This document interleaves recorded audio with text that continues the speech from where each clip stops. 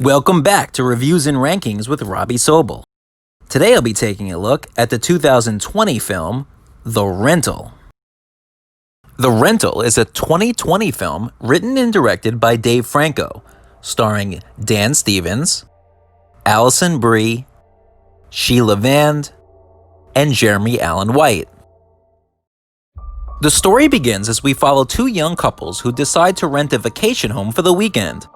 We are quickly introduced to Charlie, his wife Michelle, Charlie's brother Josh, and Josh's girlfriend Mina, who is also a close co-worker of Charlie.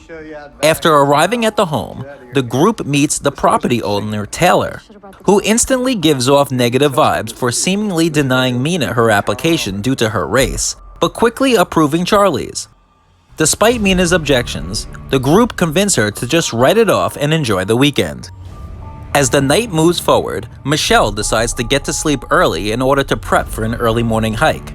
But after Josh falls asleep on the couch, an innocent stop in the hot tub for Charlie and Mina quickly turns into an intimate moment of coitus in the shower. The following morning, Mina attempts to wash her sins away, but notices a hidden camera in the shower head, which quickly sets off decisions and consequences that all four would soon regret.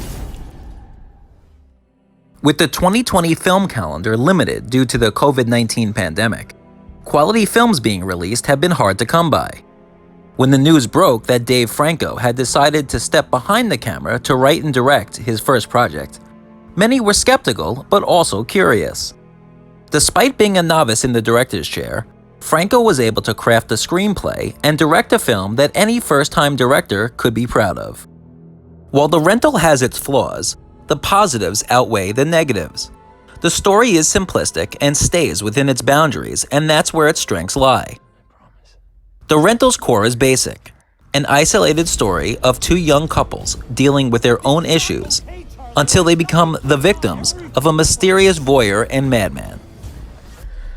The acting by the four leads is more than adequate, and the look of the film matches the tone, as the beautiful central location is quickly flipped on its head during the final act, painted well by cinematographer Christian Spranger. In the director's chair, Dave Franco was able to keep it simple as the drama unfolded early on, but kicked his film into gear when the tension was beginning to rise. The camera movements and cutting were timed right, and Franco showed promise in his rookie effort. With a critic score of 72% on Rotten Tomatoes and a 5.8 out of 10 on IMDb, The Rental is receiving a more positive response than negative, though it does have its detractors. Those who have criticized the film point to the story not leaning enough on the side of horror, and for its more ambiguous ending.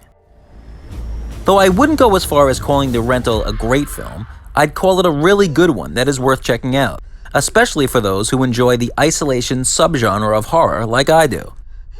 At a time where a newly released film is hard to come by, The Rental comes recommended to add to your watch list as it settles in with a more than respectable 3.5 out of 5-star rating.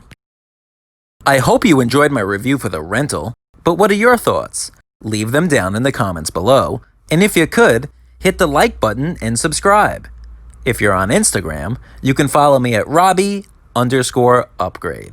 So let's keep watching movies, and thanks for checking out the channel.